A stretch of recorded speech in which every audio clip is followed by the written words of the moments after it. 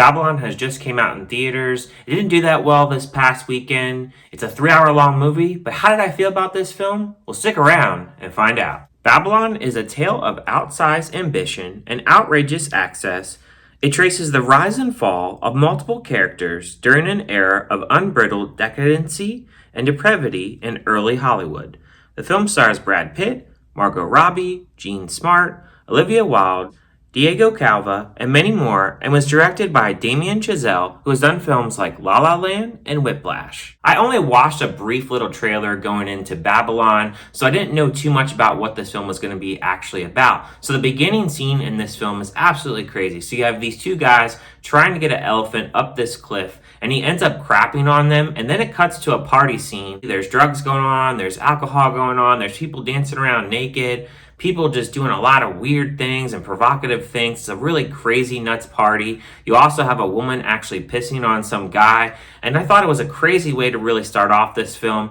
This film, it really isn't going to be for everybody, but it's one of those films that it has a lot of crazy kind of visuals. It's very over the top, and I really enjoyed that about the film. It's a film that celebrates Hollywood, but it also condemns Hollywood for a lot of its flaws. It takes place during the silent film era, and then it transitions into the spoken word era of film, and it also takes place where you have actors that are really popular during those times, how they can just be kind of obsolete and kind of fade into oblivion. And the film really pokes fun of the fact that during these silent era films, they don't really have that great of technology. So there's a lot of jokes that really makes fun of the fact that that technology isn't there at that time. The music in this film, it's very chaotic, it's very loud, there's a lot of trumpets being used, and you get to see where the Black community is involved in the music creation during this time. The camera work in this film, it's very much a lot of close-ups, it has a lot of left to right shots while also having some right to left shots, and it has a mixture of different cameras used. I really enjoyed Margot Robbie's character in this. You get to see the rise and fall of her character. Her character is very demanding in this role. She has a very high energy in this character, and she does a really good job of showing when she's in this silent era how she is really good involving emotions to this kind of silent era kind of filming. But then when it gets into spoken word filming, she really kind of falls off the deep end.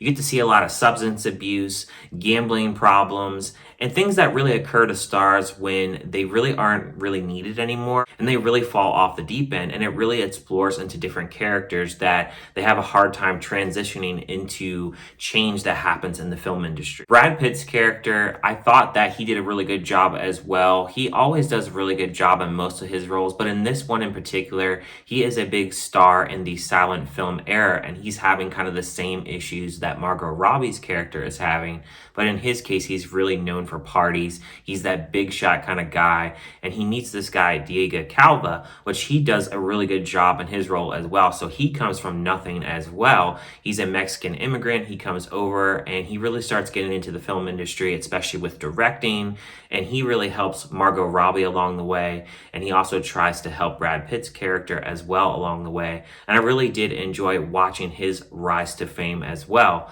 And that's really what this film really covers. It covers a lot of people kind of starting up from the bottom to the top. And it's really interesting to see where their careers actually end up in this film. But it also pokes a lot of fun at a lot of the stuff that is kind of contrived to film these days. There's a lot of different parts in the film that it has a lot of different comedy to really offer throughout the film. And I found myself laughing more times than not in this film. It can be a little bit over top with the humor, and it can be a little bit dark at times, but I enjoyed that humor throughout the film. Even though it's really over the top and the film is very artsy at points, I think they really swing for the fences with this film. I think they really try to do something different. I think for some people, this film will be a little bit too chaotic, it's too artsy for them, and it's just something that it's too visually overpowering, because there are parts in this film where it is very visually overpowering with colors and flashing lights and really fast music music and really kind of quick kind of movements and quick cuts with the camera and such. So I can see where people wouldn't really enjoy everything about how this film is actually made. But I enjoyed this film a lot. I think that it has a lot of unique characteristics about it, and I think that it's one of the more unique films that I've watched all year in a theater. And for 3 hours, I never felt the runtime for this film at all, as it does a really good job of transitioning from chaotic points to serious points to comedic points to also some really kind of condensing moments where it's really making you feel something for the character. Also talking about Tobey Maguire's character, he has a really small role in this film, but he does a really good job with his character as well.